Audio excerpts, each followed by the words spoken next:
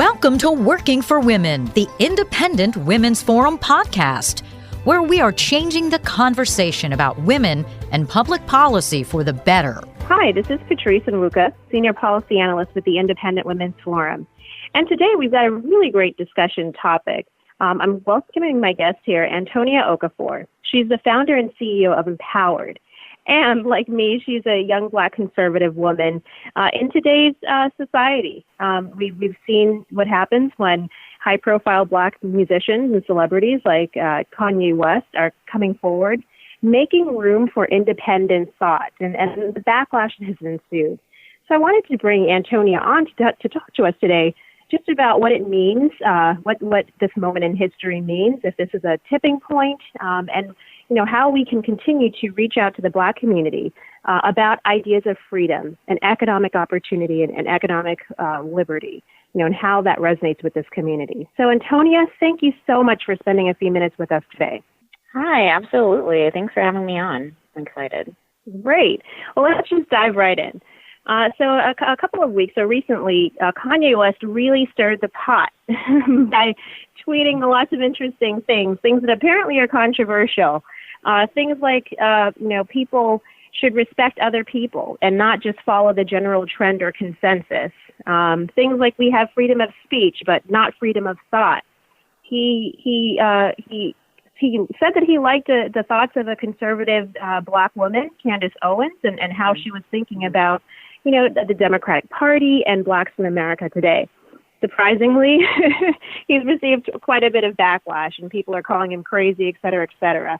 But I would love to talk with you, about what this means. What have you taken away from the tweets that he's made and the firestorm that has ensued? Yeah, it was actually pretty interesting. That same week, actually, maybe even the same day, I was actually dealing with my own type of storm with finding out that a writer at Texas State University wrote an op-ed calling me a token, saying that because I push gun rights activism as a Black woman, that, I'm being used by conservatives to do so. I'm not using my brain, and I can't use independent thought, apparently. So it was interesting. I kind of heard about the Kanye West thing not too long after that, but maybe it was supposed to happen together that same week. And but it's interesting, too, because, I'm still I'm a little reserved with it. I think it's great that we're having this conversation. I might be a little of a skeptic now just because, I want to make sure that this is legit. And I even think Kanye West wrote saying that he's not 100% sure that he could have called himself a conservative. But I'm glad we're having this conversation. And the fact is that this allegiance, the fact that we use allegiance with the Democratic Party should concern anyone, that a whole group of people, African Americans, overwhelmingly vote for one party should always been something of concern for anyone. And it was a concern for me a few years ago when I changed from being a progressive and voting for Obama to realizing that I have conservative values and beliefs. So I'm glad we're having this conversation on a national level. That's an interesting point. I would love for you to share, how you went from being an Obama supporter to where you are right now. And, I was remiss in not talking more about Empowered, which is really about empowering young women to exercise their Second Amendment rights, especially on campus. And so I think that's a phenomenal area. So talk to us about how you came to become a conservative. Yeah, absolutely. So it's not the sexy end. I always get this, like, how do you change? And you know what? For one, it's important to know that my family, I grew up in a family that's very Democrat leaning, and they still are. They voted for Bernie and Hillary last election.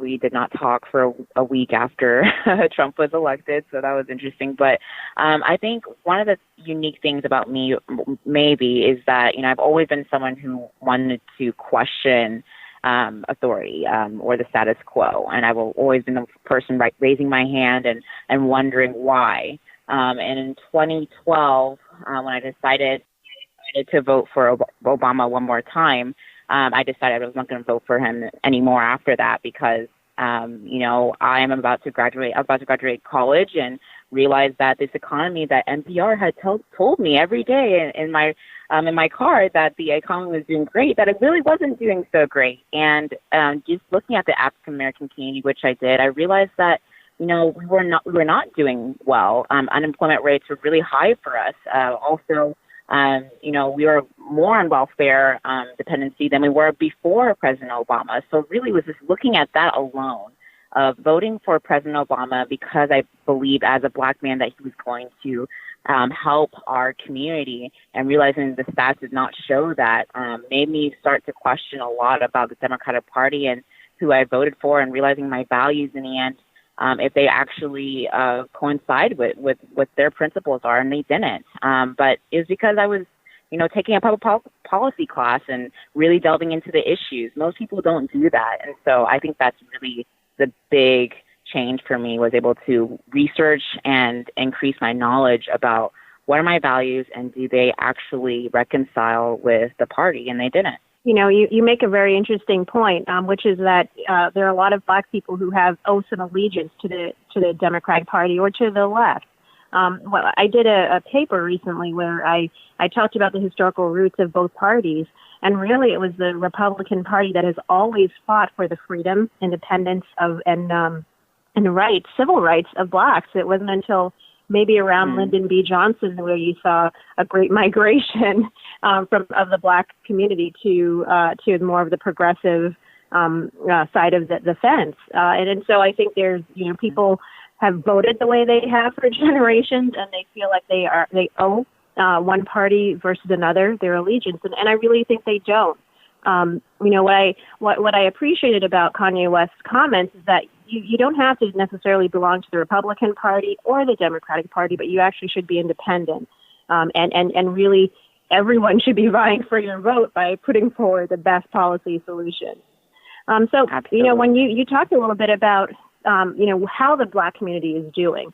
I grew up in Boston, live in D.C. You were out in Texas. What are you seeing in the Black community, and where are the areas where you feel like the Trump administration has actually made some headway? Well, particularly because I'm a gun rights activist, I pay attention to the Second Amendment community a lot. And what I'm seeing, or we have been seeing in the last few years, is that there's a big uptick of Black gun owners and people, and not just being, buying guns, but also being vocal that they have them and that they're proud to have them. And I'm seeing, especially with Black women, the stats have shown that in Texas, particularly, that we're the fastest growing demographic of gun owners in America. I think that has to do with that coincides with this independent thinking. It's about self-defense. It's about, well, in the end, if I can't really, trust the law enforcement or whatever to protect me, then maybe I need to protect myself. And that comes from realizing that you have a right to freedom, and you have a right to liberty and to individual, liberty in general. And so I think having those single issues have been able to kind of open the door to talking about other values, whether that's, conservative values or just being independent in general. I think that's been very helpful in people who are wanting to kind of be missionaries in a sense, in talking to the people who don't traditionally get that type of messaging. Because you know what, in the end, I think it is because it's a white and Black issue. Unfortunately, the race issue is a white and Black issue, and very prominent because, we as African Americans, we were the only minorities that were part of slavery. And that's always going to be something, that's reality. But I think because of that,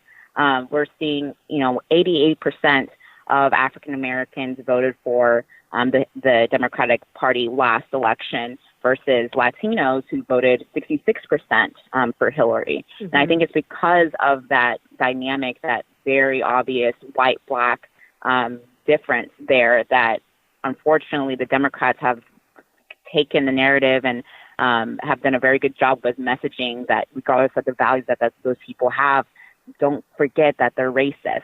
And that has effectively kept people who are even very educated from looking at the principles and the values that actually might coincide with what they have and what they believe. more than the other side. So I think we need to do a better job about messaging, and we have that opportunity now, more so than before. But I think we have to be cognizant that, there are people who legitimately do think that is a reason not to switch to the other side, or at least not be vocal to be on the other side.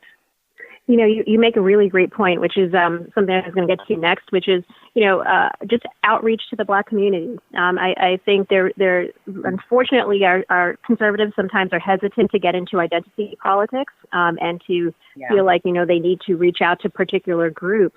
It sounds to me like you're saying it's not about, betraying your values, but really just communicating your values through messages that are targeted at certain communities where it makes sense. What are one or two issue areas where you think that that conservatives could really reach out to Blacks? I'd say gun rights. I mean, even the RNC has said that it really is statistically. I've spoken to people on the RNC, and they said that when they did outreach, and for example in Detroit, the biggest attendance they've had have been on gun rights. African Americans. I mean, that's traditionally something that we use. We use firearms to be able to protect ourselves from the KKK. After, slavery. So we have a long tradition with that. And unfortunately, Democrats have hijacked it with their gun control and then also, relating it to Chicago. No, Chicago is still, or Chicago, Baltimore, what have you, St. Louis, they are the most highly restricted areas, but yet we're seeing deaths increase every year, particularly in the African American community. Why? So I think that's one of the biggest things that we can be talking about and be in the forefront. We have to go there. We cannot just, Kanye West is great and everything. Twitter is great, but we have to be on the ground. We have to go there and talk to them face to face. That's what I'm doing with my outreach tour right now on college campuses. But even I know I can do a better job. But, another thing I think is the economic issue. With President Trump, he got 13% of the African American male vote who are college educated. And I think that's because it has a lot to do with the fact that they're looking at the bottom line. It comes down to, who is going to make sure that I'm able to be an entrepreneur or be a small business owner or, just not have as much taxes taken out of my paycheck. I mean, that's something that's transparent and something that can go through any type of gender or race lines. So I think those two issues, we must continue to focus on those two things. They're key. They're simple, but simple is not always easy. So I think those two things. Well, I think that's a really great way for us to end. Two key issues of gun rights and economic opportunity for Blacks. Those are really two great opportunities for us from the conservatives to be able to reach the Black community. And as you said, they're simple, but it's simple is not always easy. And so I can absolutely agree that I can be doing more of my part to be on the ground, making sure people understand that at the end of the day, we all want the same things. We want to know that we can take care of ourselves and our families. We want to know that our family is safe. We want to know that our nation is secure and prosperous. And I think, even if we disagree on policies, if we have that mindset, we can reach people. So, Antonia, thank you so much for spending a few minutes talking about, the issue, the pop culture issue, but really the broader issue about empowering the Black community through more freedom and greater opportunity. Thank you so much to our listeners again. At IWF, we say all issues are women's issues, and we're proud to bring you common sense solutions to educate and serve men and, sorry, let me do that again. I'm taking that from a different one. Okay, 1, 2, 3. Thank you to our listeners. As we say at IWF, all issues are women's issues, and we're proud to bring you common sense solutions to today's pressing issues. If you're a regular follower, if you enjoy our podcast, we would really appreciate a rating and review on iTunes because those reviews help more people find the show. So please look us up on iTunes, rate us, and review us. Thanks so much. If you enjoyed listening to this podcast, please give it a thumbs up, share it on social media, or stop by IWF.org for similar content.